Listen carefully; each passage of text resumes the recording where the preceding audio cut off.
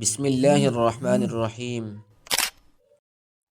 رسول اللہ صلی اللہ علیہ وسلم سب لوگوں سے زیادہ جواد، سخی تھے، اور رمضان میں دوسرے اوقات کے مقابلے میں جب جبرائیل آپ صلی اللہ علیہ وسلم سے ملتے بہت ہی زیادہ جود و کرم فرماتے۔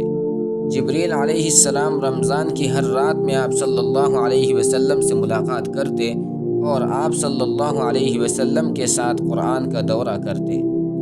غرض حضرت صلی اللہ علیہ وسلم لوگوں کو بھلائی پہنچانے میں بارش لانے والی ہوا سے بھی زیادہ جود و کرم فرمایا کرتے تھے۔